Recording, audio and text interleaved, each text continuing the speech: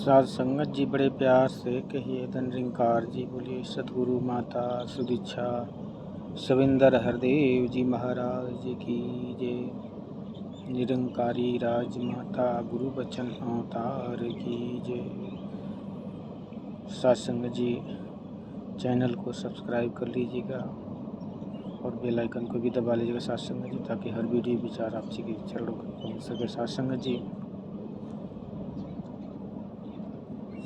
जी अभी समागम कल शुरू होने वाला है। 16, 17, 18 संत महापुरुष अपने अपने स्थान से समालखा समागम में अपनी हाजिरी लगाने के लिए पहुंच रहे हैं। सत्संग जी दास तो नहीं जा पाया, क्षमा प्रार्थी है। आप सभी से आशीर्वाद देना और अपनी कृपा बनाए रखना। सत्संग जी समागम का जो आनंद होता है, जब दूर से इतना आनंद आता है सत्संग जी, मोबाइल में देखने के बाद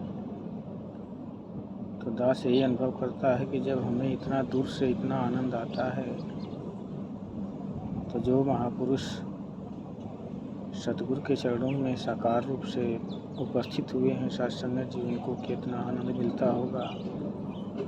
शुक्र है दातार तेरा, तुम्हें ये जीवन में अपार वो खुशियाँ लाया है जो धन से पैसों से नहीं मिल सकती। तूने वो खुशी संत महापुरुषों के जीवन में बख्शी है, इसलिए तेरा लाख लाख शुक्र है दाता सतगुरु माता सुदीक्षा शविंदर हरदेव जी। आपने जो बाग लगाया है, इस बगिया के हर बूटे को आप जी ही जल हवा और वायु खाद पानी दे के हरे भरे रखने में समर्थ हैं सत्संग जी। महात्मा कहते हैं कि भव सागर में ज्ञान की नैया सतगुरु सदा चलाता है, पार है होता इस नैया पे सवार जो हो जाता है सत्संग जी। तो आप सभी आज सतगुरु की कृपा से इस नाव पे सवार हो गए हैं और सतगुरु इस नाव को चला रहा है। कहते हैं सत्संग जी, अगर ड्राइवर जिस सवारी में हम बैठे होते हैं, अगर ड्राइवर पूर्ण रूप से विश्वासी हो और हमें मालूम हो कि ड्राइवर पक्का है, तो सत्संग जी उस सवारी में आनंद आता है बैठने का।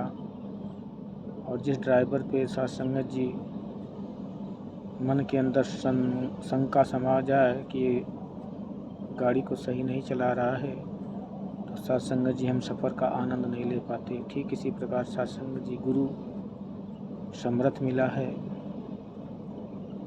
आप सभी संत महापुरुष के जीवन में, दास के जीवन में गुरु पूर्ण रूप से समर्थ मिला है। ये हर प्रकार के दुखों का नाश करके सुख की अनुभूति कराने में समर्थ है। ये जीवन मिला है बड़े भाग से। धन दौलत तो कभी भी किसी भी समय कमा सकता है इंसान बुद्धि विवेक लगाकर, लेकिन सत्संग जी जो ये दात सतगुरु ने बख्शी है, ये ना तो पैसों से मिल सकता है, ना बुद्धि से, ना चतुराई से। सत्संग जी इसमें तो केवल समर्पण होता है, ना पढ़ाई से, ना डिग्री से, ना उच्च पदों से, ना जाति से, ना पाति से। सत्संग जी ये किसी भी प्रकार से नहीं मिल सकता, मिलता है केवल समर्पण भाव से। ये अपने ज्ञान बुद्धि विवेक सब कुछ को इसके चरणों में समर्पण कर दें, तब जाके इनकी रहमत प्राप्त होती है साध संगत जी। अन्यथा साध संगत जी पढ़े लिखे आज भी तमाम लांछनें लगाते हैं परमात्मा के ऊपर। दास भी देखता है, आप भी देख रहे होंगे कि लोग कहते हैं कि क्या परमात्मा भोजन देगा अगर हम काम नहीं करेंगे। साध संगत जी कहते हैं कि मुर्दा को भी देते है लकड़ी कपड़ा आग, जिंदा मानव तरस रहा है जिसके फूटे भाग। साध संगत जी अगर हमें केवल रोटी कपड़ा मकान ही बनाना है तो हम अपने आप किसी भी कार्य को करके बना सकते हैं और बना भी लेते हैं। हर प्राणी अपने भले ही ऊंचे महलों में ना रहता हो लेकिन अपना जीवन यापन उस टूटी झोपड़ी में भी सुकून से कर लेता है। साध संगत जी अगर देखा जाए तो सुकून की जो बात होती है साध संगत जी, ये भी समागम में सत्संग में साध संगत जी उनको सुकून नहीं आता जिनके पास धन अपार है। भले ही अपनी डिग्रियां दिखाते हैं जग में कि हमने बहुत कुछ पाया है साध संगत जी, लेकिन उनके पास जो आपके पास दौलत है, सुकून, सतगुरु और परमात्मा, ये सभी के भाग में नहीं हो सकते साध संगत जी। क्योंकि किसी को अहंकार का ज्ञान है, किसी को निरंकार का ज्ञान है। साध संगत जी अहंकार का ज्ञान रावण को भी था, कंस को भी था, हिरण्यकश्यप को भी था। उससे ज़्यादा किसी के पास दौलत तो नहीं होगी साध संगत जी। लेकिन क्या उन्होंने अपने जीवन का स्टोरी किस भाव से छोड़ के गए इस जग के अंदर कि बार बार उनको पुतला बना के जलाया जाता है हर साल। और इस भाव से, इस नज़र से देखा जाता है कि उनके कर्म कैसे थे साध संगत जी। क्योंकि उन्होंने परमात्मा की शरण ग्रहण नहीं की थी। सांसारिक ज्ञान, सांसारिक दौलत सब कुछ इकट्ठा कर लिया, इंद्रासन तक जीत लिया साध संगत जी। लेकिन साध संगत जी परमात्मा के पास होकर भी परमात्मा से दूर रहा। अगर वो परमात्मा की बात मान जाता तो साध संगत जी आज भक्तों में सबसे ऊंची गणना उसकी होती, लेकिन साध संगत जी ऐसा नहीं हो पाता। तो साध संगत जी यही दौलत है, सतगुरु बांट रहा है जग में सभी को। और बार बार इस परमात्मा का दर्शन कराने के कि देख लो ये हीरा जन्म जो मिला है इसका फ़ायदा उठा लो।